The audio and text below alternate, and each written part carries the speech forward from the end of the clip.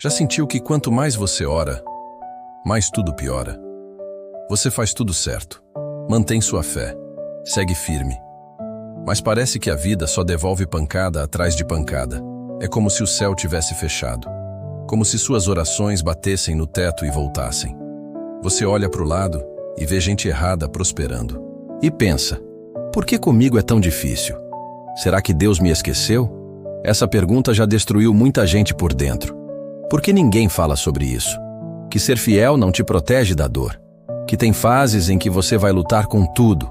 Que tem, e ainda assim vai parecer que perdeu. E sabe qual é a verdade dura? A fé não é provada quando tudo dá certo. Ela é forjada quando tudo desaba. Quando o dinheiro some, quando as portas se fecham, quando quem dizia te amar vira as costas. É nesse chão frio, nesse silêncio pesado, que a fé grita mais alto. Se você está nesse ponto agora, escuta até o fim, porque a história que você vai ouvir agora não é sobre vitória fácil. É sobre um homem que perdeu tudo, mas não perdeu a fé. E foi exatamente por isso que ele viveu o impossível. O nome dele era Marcos, um cara comum, como eu e você, trabalhador, honesto, de fé. Acordava cedo, lia a Bíblia antes de sair de casa. Era o tipo de pessoa que parava o que estava fazendo para orar por alguém. Sempre disposto a ajudar, mesmo quando ele mesmo precisava de ajuda. Mas nada disso o impediu de cair. Tudo começou com uma demissão inesperada. Quase 10 anos de empresa e em 2 minutos ele estava na rua. Sem explicação, sem chance de defesa. A primeira semana ele até levou com fé. Disse, Deus vai me honrar, algo melhor está vindo. Mas os dias viraram semanas. E as contas começaram a chegar. A reserva de emergência virou dívida. E a paz virou angústia. Logo depois, o carro que ele usava para procurar emprego foi apreendido. Parcelas atrasadas. Nem teve tempo de lutar. O banco levou. Mas o pior ainda estava por vir. A esposa, pressionada pelas dificuldades, começou a se afastar. As brigas ficaram constantes. O amor virou silêncio, até que um dia, ela pegou as crianças e foi embora. Deixou só um bilhete. Eu não aguento mais. Ali, Marcos quebrou por dentro. Ele, que sempre acreditou que Deus não deixaria faltar nada, se viu num quarto emprestado, sozinho, com fome e perguntando em voz alta, Senhor, cadê você? Ele orava, jejuava, chorava. Mas o céu parecia mudo.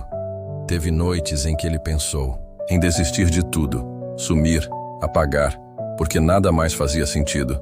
A fé que antes era forte, agora tremia. Não porque ele não acreditava em Deus, mas porque ele não entendia o que Deus estava fazendo. Como é que alguém que se dedica tanto pode perder tudo assim? Só que o que Marcos não sabia é que por trás do silêncio, Deus já estava agindo. Porque tem momentos em que Deus não responde com palavras, Ele responde com processos. E esse era só o começo. O mais difícil não foi a perda, foi o silêncio. A dor grita, mas Deus não responde. Marcos acordava de madrugada, dobrava os joelhos no chão gelado e falava com o teto. Porque era isso que ele sentia, que Deus não estava mais ali. Mas o que ele ainda não entendia é que o silêncio de Deus nunca é ausência. É treinamento. O silêncio ensina. O silêncio molda. O silêncio revela quem você é, quando ninguém te vê. Marcos passou semanas nessa fase, sem sinal, sem resposta, sem direção. Foi aí que ele começou a se lembrar das histórias da Bíblia. José foi traído, vendido, preso, e Deus ficou em silêncio. Davi foi perseguido, humilhado, fugiu como bandido e Deus calado. Jesus suou sangue no Getsemane, pediu ajuda e ouviu o silêncio. Foi ali que caiu a ficha. Talvez o silêncio fosse a resposta.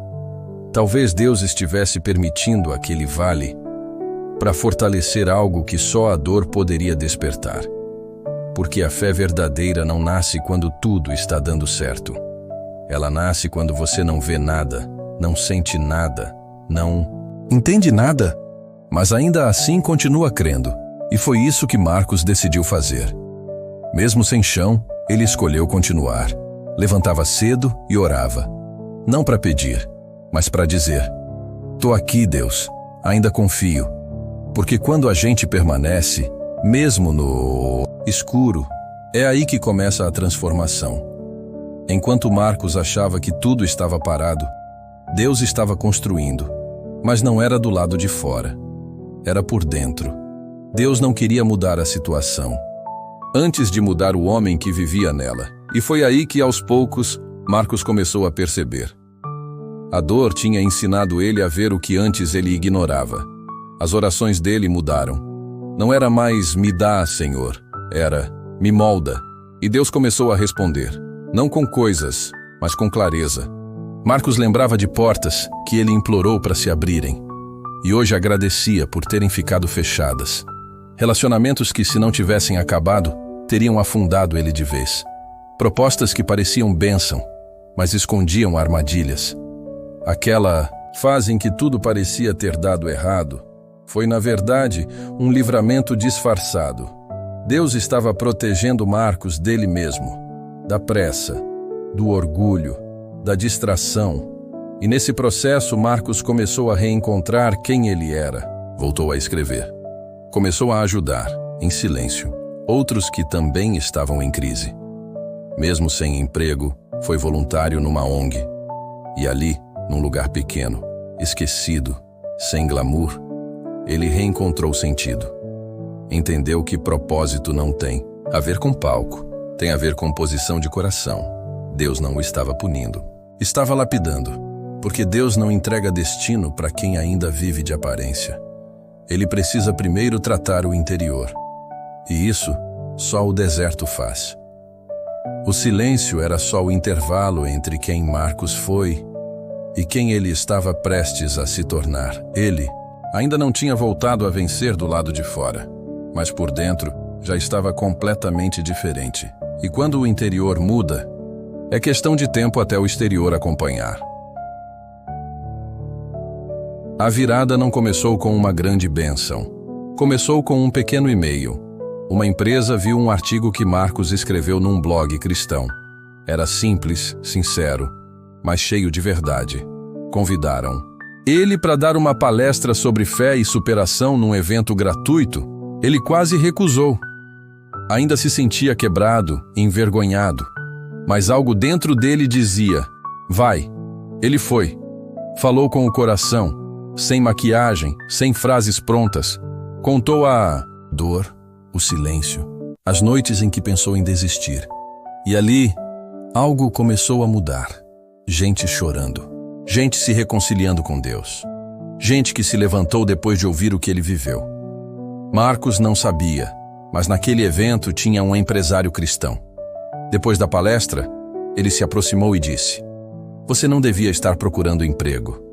Você devia estar ensinando o que viveu. Dias depois, o mesmo empresário o chamou para uma consultoria. Marcos começou a ganhar por aquilo que antes parecia só sofrimento. A dor virou mensagem. O vale virou testemunho. E aquilo foi só o começo. Convites começaram a surgir. Mais eventos. Mais pessoas alcançadas.